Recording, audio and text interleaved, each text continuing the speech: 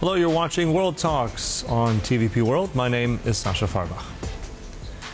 As Russian, Ukrainian and U.S. delegations hold rare trilateral talks in Abu Dhabi, the first such meeting since Moscow's full-scale invasion nearly 4 years ago, the contrast with the reality on the ground in Ukraine could not be starker.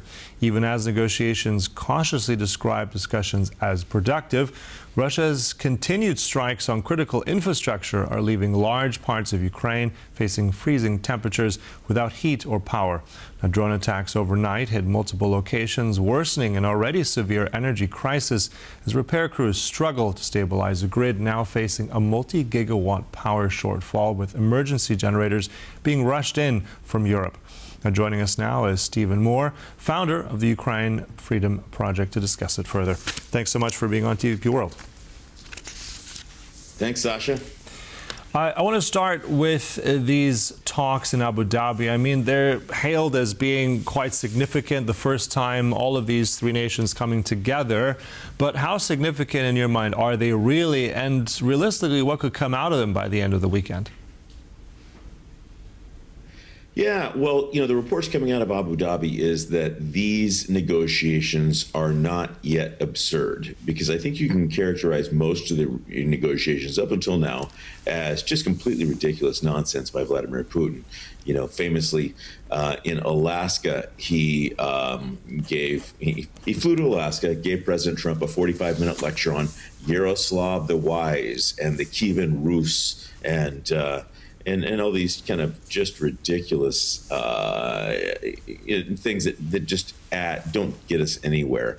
So what we're hearing is that there are productive talks going on, and I think that's part due to Budanov, who has now taken over the office of the president from Andrei Yermak. I think it's new voices, new energy, more people who are interacting with Zelensky and giving him good advice. Mm-hmm. I mean, as you said, this is something which some may characterize, well, in your words, as absurd, but nevertheless, this is the first time they're all coming together. We shall be hopeful that something comes out of it. But let's go on to the ground now in Ukraine.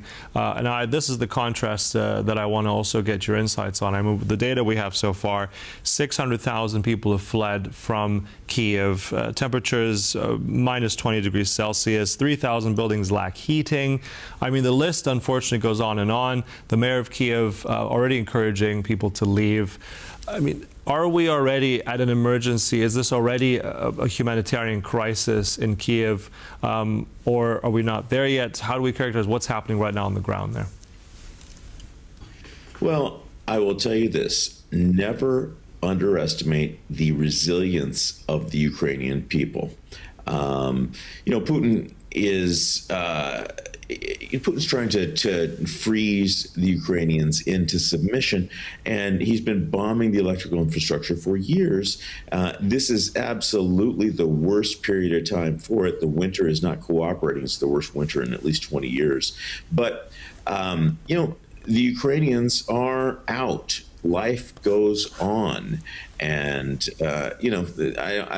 I don't get the sense that anybody in Ukraine and Kyiv or anywhere else is saying, "Oh, please, let's give up everything," And I think people are just waiting out the winter, and it's miserable. But again, the Ukrainian people are incredibly resilient. Mm-hmm. And we hear that again from time to time, and nevertheless, the realities are really stark. We're listening also for reports of hypothermia, and also in scale. If we're looking at the energy grid, as you said, this is something that Russia has continuously targeted.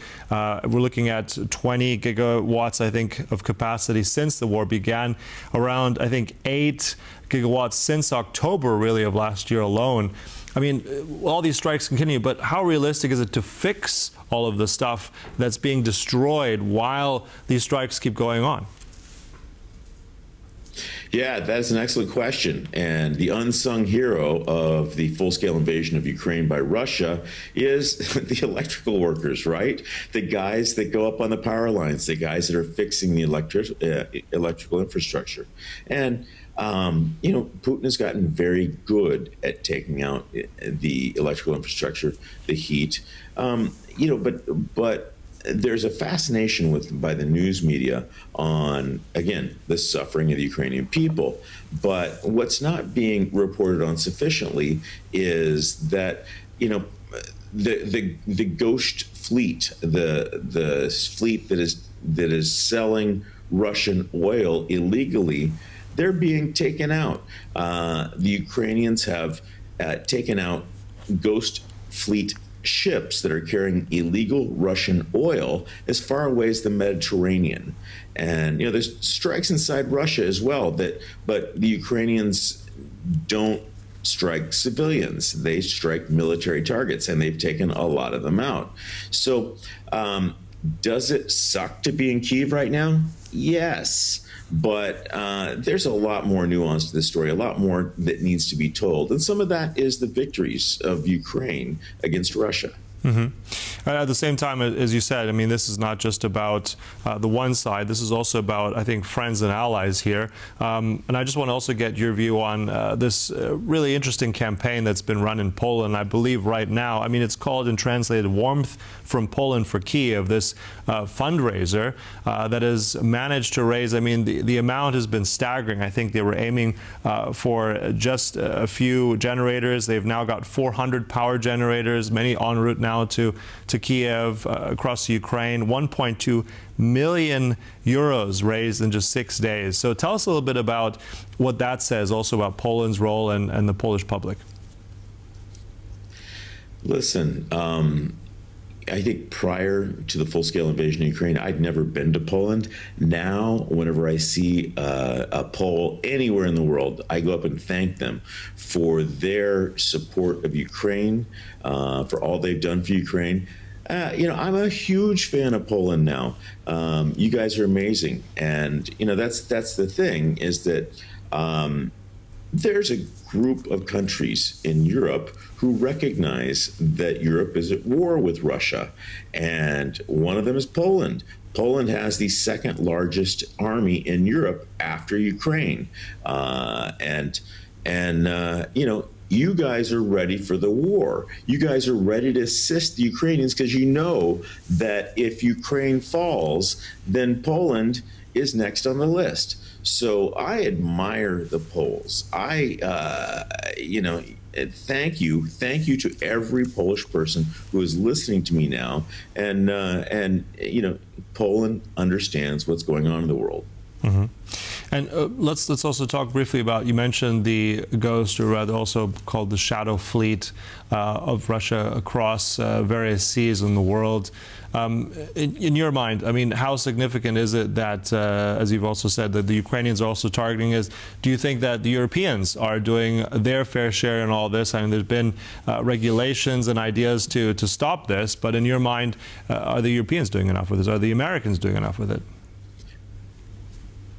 Well, I just got back from Davos, and I went to the Ukraine House in Davos and had a panel on Ukraine's stolen children. Putin's stolen as many as 730,000 children from Ukraine.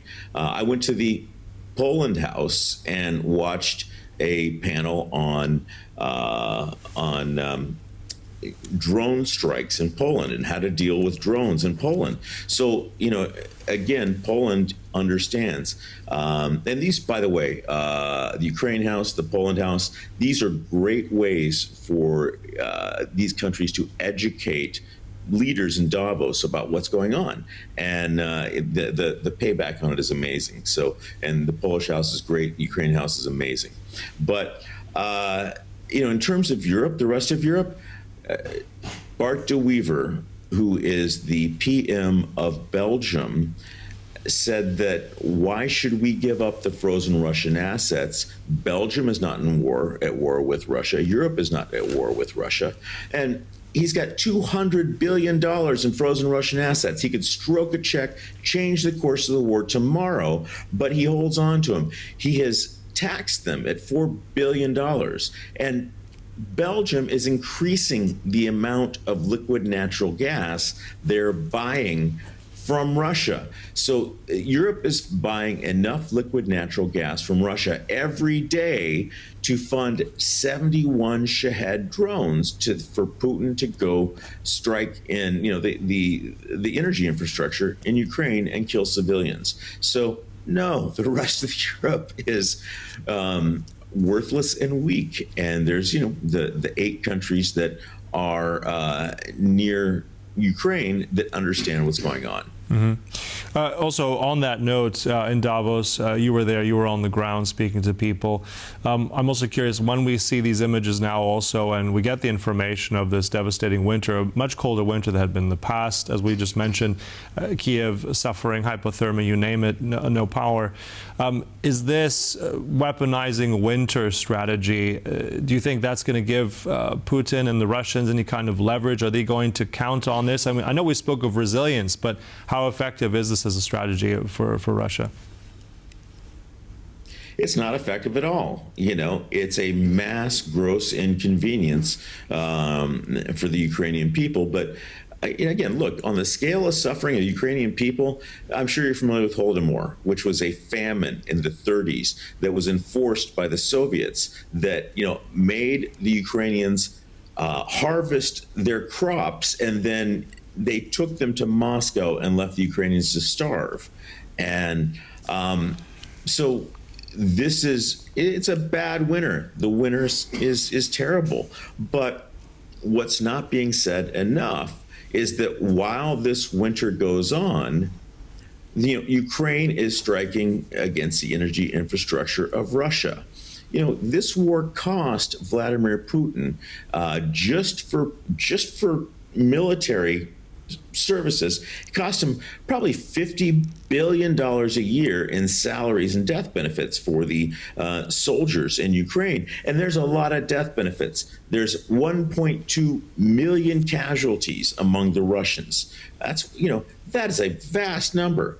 And that's more than the United States of America has lost in every war since if you took it every war of the 20th century, they have not lost 1.2 million people. So this is a really big, catastrophic war for Russia. They can't afford it. And what Europe needs to do is shut off the oil revenues and shut off the gas revenues for Russia. And they're not doing it. Yeah.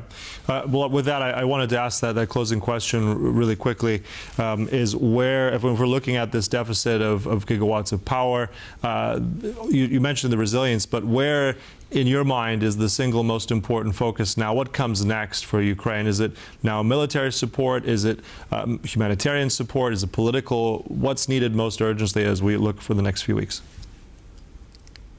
Yeah, well, what needs to happen is that something realistic needs to come out of these peace agreements. And in my view, it's all about the security guarantees. The Ukrainians are willing to give up a lot if they have a guarantee that this will stop happening. This has been happening for 12 years. And, just to go back to how weak and worthless Europe is, 3 weeks of Donald Trump talking about invading Greenland, and they've got a whole set of sanctions ready to go. Europe is united against Donald Trump. Russia has been attacking Europe for 12 years in Ukraine, and Europe has yet to unite against Vladimir Putin in the way they united against Donald Trump when he talked about going into Greenland. So again, the Europeans are not aware there's a war going on, and they could make a big change in the war that would help it stop, but they're not. And I think if you listen to Zelensky's speech at Davos, he basically called them all worthless and weak, and they applauded him. They gave him a standing ovation. And Zelensky's got a 900,000 person army. He's got the will. He's got their battle hardened. And, he is the military leader of Europe right now. And so what needs to happen? On that note, sorry to interrupt you there. Yeah, I mean, these are all really key points. But as you said, resilience is key here. We'll see what happens after the talks. But look, thanks so much for sharing all those insights here. Really appreciate it, Stephen Moore. Thank you. Great to be. And thank you for joining us here on TVP World, but stay tuned right here for more news and commentary. Goodbye.